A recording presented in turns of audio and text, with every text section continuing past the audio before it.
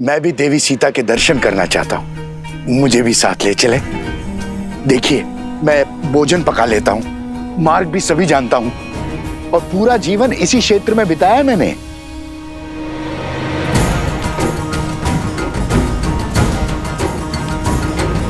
सबकी क्या राय है? सब अपना अपना मत बताइए। आप मिथिलावासी हैं, आपको तो हमारे साथ चलना ही चाहिए। जो सबका मत है वही मेरा भी है। अच्छा, तो भाभी श्री को प्रेम से सब बुलाने लगे हो आप।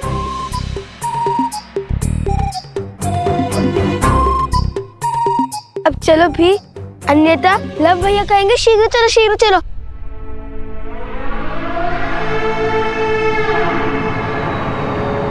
अरे अब भी चलिए, सबका मत सिद्ध हो चुका है, परंतु आपकी रक्षा का दायित्व हम नहीं लेंगे। स्मरण रहे, हम पर अन्य बहुत से उत्तरदायित्व हैं। इतने वर्षों से इसी वन में भटक रहा हूँ, अपनी रक्षा स्वयं कर सकता हूँ। बिना शस्त्र के कैसी रक्षा? पैरों से। जहाँ भय लिखा वहां से बाघ खड़े होंगे, है ना?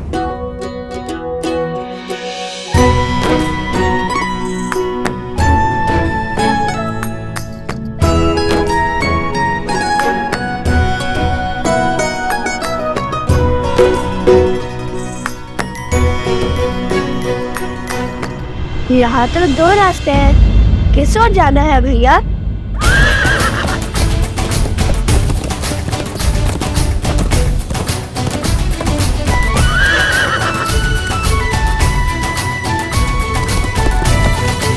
त्रिवेणी धाम जाने के सबसे उचित मार्ग जानते हैं आप? अवश्य, त्रिवेणी धाम यहाँ से उत्तर में है, किंतु मार्ग में अनेक नदियां, अनेक पर्वत आएंगे। बहुत समय लग जाएगा पहुंचने में। उचित होगा कि हम पूर्व से जाएं। ये अश्व तो पूर्व दिशा की ओर जा रहा है, त्रिवेणी नहीं।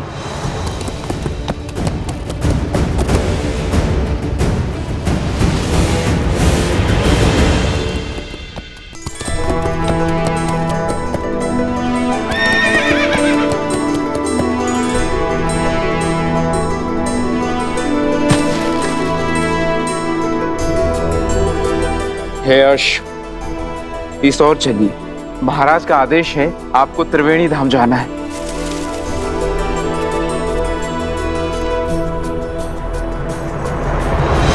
नहीं! यज्ञ के अश्व को नहीं मारते हैं मोर। इसी क्षण जाओ और राजकुमार शत्रुघ्न को सूचित करो कि अश्व ने अपना मार्ग बदल लिया है, वो पूर्व दिशा की ओर जा रहा है। उनसे कहो कि वो भी उसी दिशा में आए। जाओ, अति शीघ्र जाओ। जो आज्ञा सेनापति।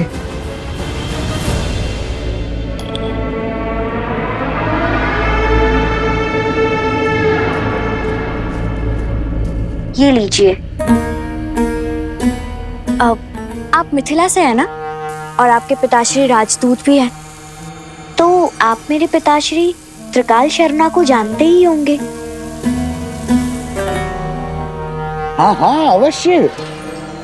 हम तो साथ ही पढ़े थे ऋषि श्रृंगा के गुरुकुल में। विवाह के बाद एक पुत्री का जीवन और घर कितना बदल जाता है ना। बहुत स्मृति आती है मुझे पिताश्री की। आती ही होगी, जिस आंगन में जन्म लिया उसे छोड़ आना सरल थोड़ी होता है। किंतु उनका तो सोचो, जिनके पिता उनके पास नहीं है।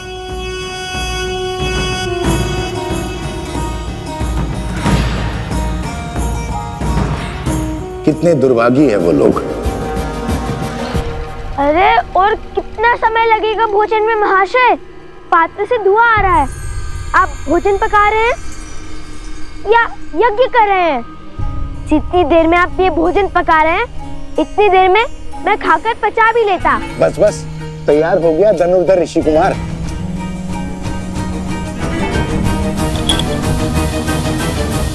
त्रिवेणी धाम तीर्थ में स्नान करने का महत्व है। जब अश्व 3 पवित्र नदियों के जल से निकलते हैं तो देवता समस्त प्रजा को उनके पापों से मुक्त कर देते हैं। यदि उस अश्व को देवता त्रिवेणी से दूर ले जा रहे हैं तो अवश्य ही हमारा कार्य अधिक विकट हो जाएगा। हमें अपनी समस्त शक्तियों के साथ उस अश्व के पीछे जाना होगा। जय श्री राम, जय श्री राम, जय श्री राम, जय श्री राम। बचाओ बचाओ बचाओ बचाओ। मैंने तो उस ओर से आ रही है।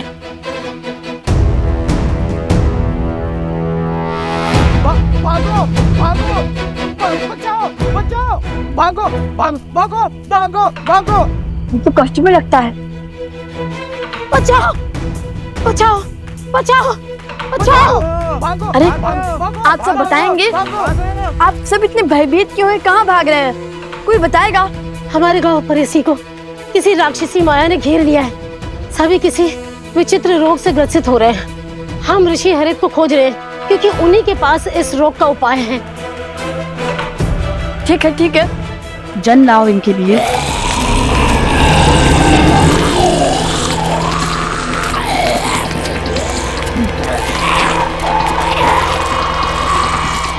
आप सब हमारे पीछे आइए।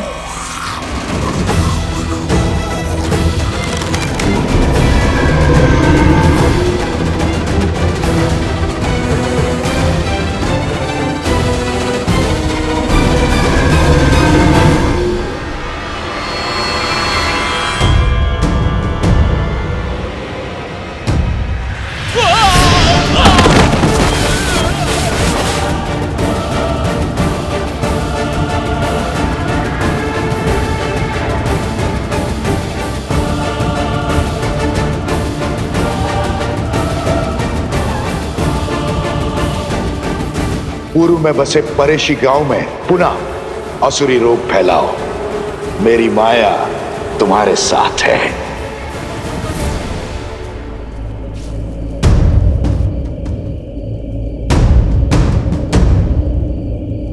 इस घने धुएं में तो कुछ दिखाई नहीं दे रहा भैया।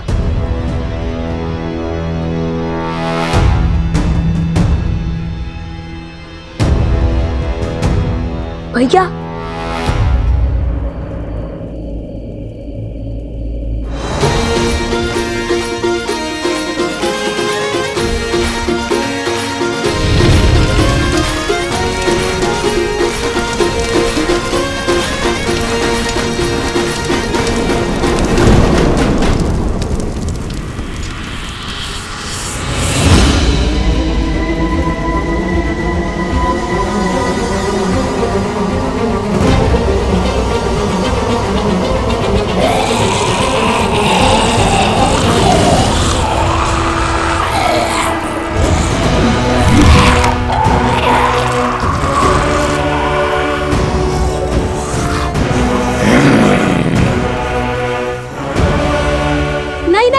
इन्हें मत मारिए।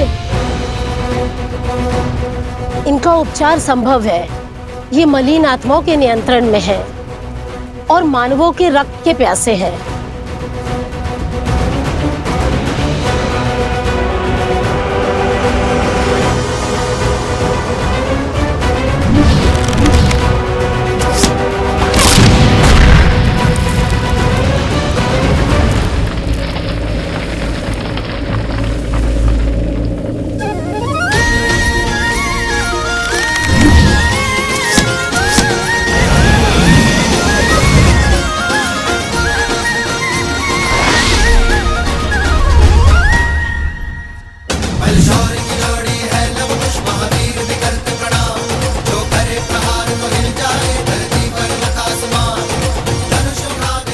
लव कुश,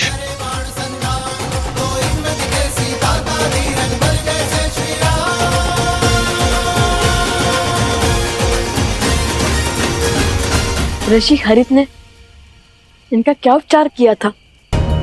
उन पर्वतों के बीच में विशेष औषधियां उगती है।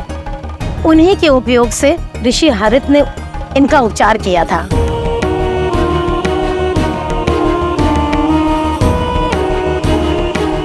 आप उपगुरु अवत्सदा और भाभी श्री प्रसूता के साथ ऋषि हरित के पास जाइए। हम औषधि लेकर आते हैं। और महाशय आप?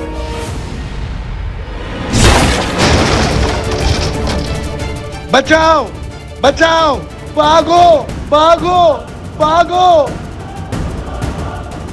भागो भागो।